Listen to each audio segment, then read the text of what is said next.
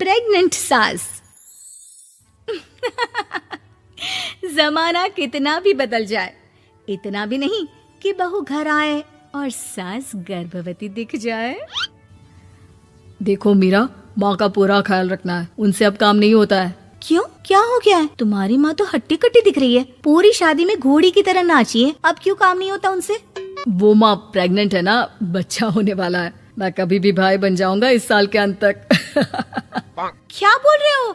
वो सर पर हाथ रखकर बैठ जाती है। यार, पहले क्यों नहीं बताया? कैसा मजाक है ये? झूठ बोल रहे हो ना? हाँ, झूठ बोल रहे हो ना? तभी ससुर की आवाज आती है। बहू, पानी गरम कर दे, तेरी सास को दवाई देनी है। समय पर दवाई ना दी तो परेशानी हो जाएगी। और हाँ, जरा काजू पीस कर दूध में मिलाकर ले आना। तेरी सास खुद से तो अपनी संभाल करेगी नहीं। हे भगवान, ये मैं क्या सुन रही हूँ? ये ससुर जी को क्या हो गया है? मैं क्या सोच कर आई थी? हाय रे, मैं तो किसी को मुंह भी नहीं दिखा पाऊंगी। अब ये रोना धोना बाद में करना, पहले गर्म पानी कर दो, माँ को दवाई देनी होगी। और हाँ, रात को माँ के पैरों में तेल लगा देना। बहू को गुस्सा आ जाता है, वो बड़बड़ करती किचन में जाती है जहाँ उसका ससुर खड़ा होता है। एक बड़ी जिम्मेदारी है हम सबके सर ऊपर। इस उम्र में माँ बनना खतरे से खाली नहीं होता। हाँ हाँ पता है, तो क्यों बन गई माँ? अरे खतरे से कम नहीं है तो क्या जरूरत थी लल्ला पैदा करने की? कैसी बात कर रही हो बहू? क्या तुम खुश नहीं कि घर में एक नया मेहमान आएगा, छोटे छोटे पैरों से पूरे घर में घूमेगा? पिताजी, ये हाथ जोड़े आपके, आप यहाँ से जाओ। ये शायरी बाद में बताना, अभी मैं पानी गरम करके थर्मस में दे देती हूँ। सारा दिन पिलाते रहो गरम पानी। और हाँ, ये बच्चे की बात बार बार मुझसे कोई नहीं करेगा। बहू का पारा अब चढ़ा ही रहता था। वो काम तो सारा करती, लेकिन किलस किलस कर। मीरा सारे काम से फुर्सत पाकर बैठी होती है कि माँ का फोन आ जाता है। बेटा, बहुत बड़ी जिम्मेदारी है तेरे सर पर, अच्छे से निभाना। ससुराल में हर किसी को खुश रखना वैसे तो मुश्किल है, लेकिन भगवान ही हिम्मत देता है बहू को हर कुछ सहकर सबको खुश रखने की। क्या बड़बड़ किए जा रही हो माँ? जानती भी हो कि यहाँ क्या चल रहा है? मेरी सास, अरे तेरी सास तो देवी है देवी। कितने खुश हो रहे थे सारे तेरी सूरत देख देख कर। पता नहीं जैसे बहू नहीं कोई मन मांगी मुराद मिल गई हो उन लोगों को। अरे बात तो पूरी सुनो। मन मांगी मुराद तो पूरी हुई है। अरे मेरी सास को बच्चा होने वाला है, प्रेग्नेंट है वो। क्या बकवास कर रही है मीरा? ये बात किसी को कहना मत। मुझे तो बता दिया, लेकिन अब अपनी जबान सिल ले। कहाँ है तेरी सास? बात तो करा मेरी। पूछू जरा, पोता पोती खिलाने की उम्र में खुद का बच्चा खिलाने का शौक कहाँ से आ गया? और आया भी तो बताना तो चाहिए था। अब क्या नाक कटाने के लिए हम लोगों से रिश्ता जोड़ा है? रुक, तेरे पापा से बात करती हूँ। मीरा फोन रखकर लेट जाती है। वो एक सपना देखती है कि उसकी गोद में एक बच्चा खेल रहा है। भाभी की गोद में कितना खुश दिख रहा है ना, लग ही नहीं रहा कि भाभी है। मैं तेरे लिए क्या लाया हूँ, सोने की बालियाँ। तेरी शादी में तो मैं बुढ़ा हो जाऊंगा ना। अरे कैसी बात कर रहा है बेटा, इसकी जिम्मेदारी तो तू ही लेगा। हम लोगों का तो कोई भरोसा नहीं, कब ऊपर वाला उठा ले। बहू को सास को देख देख कर गुस्सा आ रहा था। तभी वहाँ पड़ोसन आ जाती है। अरे बहू, तुझसे तो पूछने से भी डर लगता है कि कब खुशखबरी सुना रही है। अब तो अपनी 1 महीने की ननद की ही जिम्मेदारी संभाल ले, बहुत है। अपने जेवर भी रख देना और पैसे भी जमा करना शुरू कर दे। वो बात आगे बढ़ाती उससे पहले ही बहू जोर से चिल्लाकर उठ जाती है। नहीं नहीं नहीं नहीं, मैं अपने जेवर किसी को नहीं दूंगी। अरे कौन ले रहा है तुम्हारे जेवर?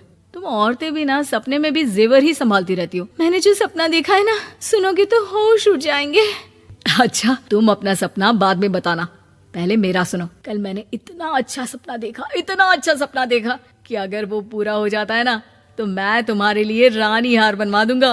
बहू अब सारे गम भूलकर पति का सपना सुनने में लग जाती है। अरे क्या सपना था, बताइए ना। बोलिए भी तो, क्या सपना है? मैं पूरा कर दूंगी अगर बात रानी हार की है तो। बोलिए बोलिए। मैंने रात को सपना देखा कि माँ को बेटी हुई है और मुझे बहन। सच्ची, इस घर में बेटी हो जाए तो मैं तो झूम ही उठूं। मीरा का मुंह बन जाता है। वो चुप हो जाती है और सपने की बात याद करती है कि बेटी हुई तो उसे ही अपने गहने उसे देने होंगे। फिर तो रानी हार की जरूरत पड़ेगी ही। भाई लड़की बड़ी होगी, उसकी शादी होगी तो जेवर तो चढ़ाने ही होंगे ना, कहाँ से आएंगे वो? कितने समझदार हो तुम मीरा। मैंने भी यही सोचकर तुम्हारे लिए रानी हार लेने का सोचा था। अरे फूटी किस्मत मेरी जो ऐसा परिवार मिला। मेरे पापा की तो मैं अभी क्लास लगाती हूँ, जो सब जानते हुए भी ऐसे परिवार में मेरी शादी कर दी।